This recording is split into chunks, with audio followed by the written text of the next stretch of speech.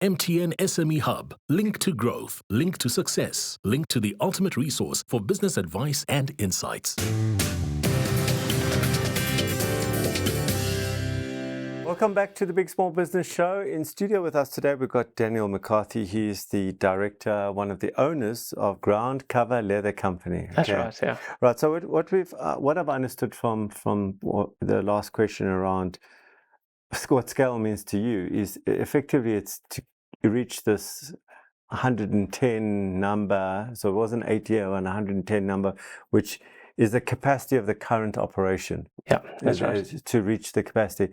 And for me, just to understand correctly, and to stop there, you don't want to go further than that.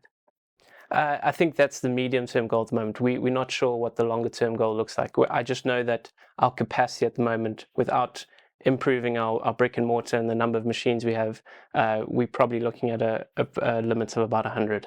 Okay.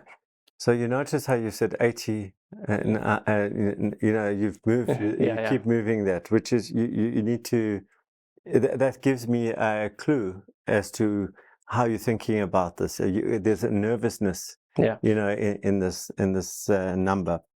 So you got 3 stores, is that right? 3 brick and mortar stores, which I own, and then 2 franchises. Okay. So now how do you choose your store locations? How do you go about it? Is it just random, or is there a process? The 2 original ones, one is set up next to our factory on the farm in the Midlands, and that just happened organically. The next 2 that came in the Drakensberg and Clarence, those we were actually approached by people who thought our product could do well there. One was actually a friend who owned the building and invited us to look at the store, and it's worked out for us. And then the third is, when we came into the business a while ago, we were looking to expand, and the one that made the most sense to us was Johannesburg, because that's where most of our online orders go. So to bring the product closer to where our e-commerce sales are going, and that's what we opened up a year and a half ago. Where in Joburg? Parkhurst, 4th Avenue. Okay. So you spoke about in the insert about the B2C.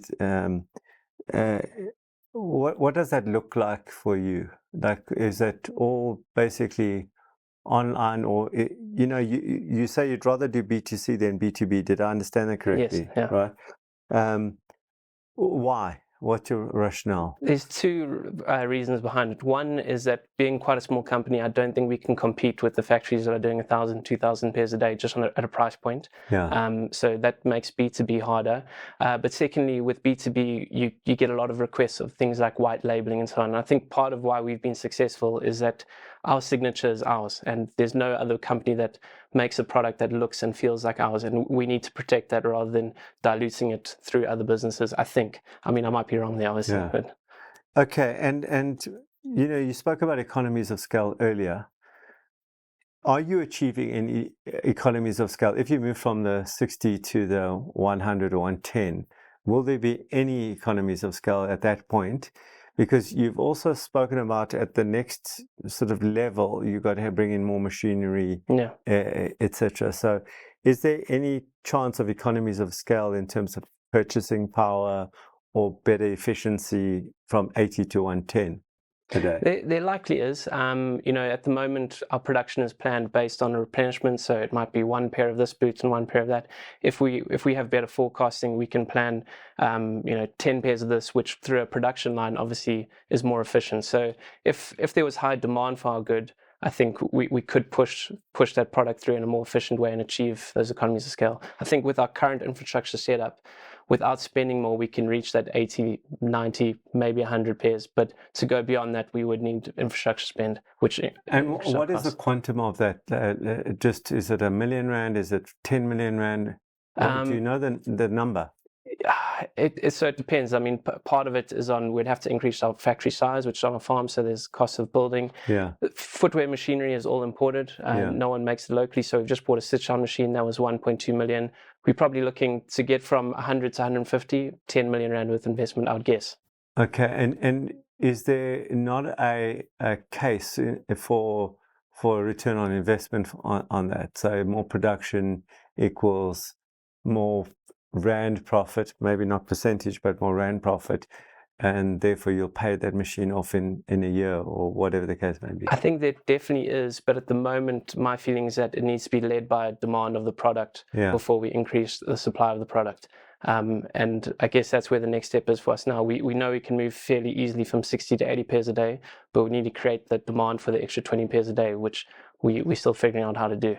And do you hold any stock? You said you are just and what is that percentage, let's say, of your sales number, your monthly sales number? How much stock do you hold? Probably about, we have a range that is too big and we've been cutting it down, but I would say it's probably about 4 times our monthly revenue, our stock value. 4 times? Yes.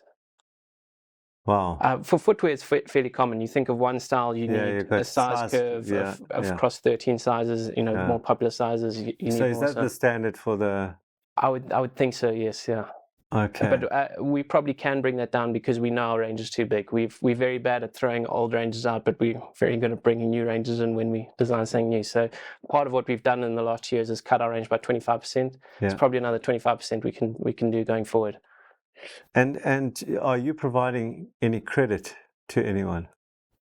No. Well, we operate on 30-day terms with our customers, so a small amount of credit, but not significant that it poses a risk to the business. Which customers? We've got about 10 very good wholesale customers. Wholesale makes up about 15% of our revenue, and we offer them 30-day terms, but other than that, not really. You spoke about in the insert about America or one of the international markets. Is that based on a competitor's product being successful? Overseas? So we've, when I spoke about the industry being decimated, there's probably 2 companies in KZN that have done really well and have kept their heads above water, and both of those companies have found their success overseas. So, obviously it's logical to look at that. There's obviously the hedging, because a lot of inputs now are starting to come from overseas. We try to keep as local as we can, but components like buckles and things like that, generally those are being bought in from overseas. So there's a hedging element, but I think the purchasing power is just far greater overseas. One of our competitors would sell a pair of boots in South Africa for 2,000 Rand. They're being sold for $280 in America. So there's that sense of just a higher purchasing power, I think. Okay, Daniel, I think I've got enough. So we're going to take a break now. When we come back, I'll have some things to think about for Daniel. Stay tuned.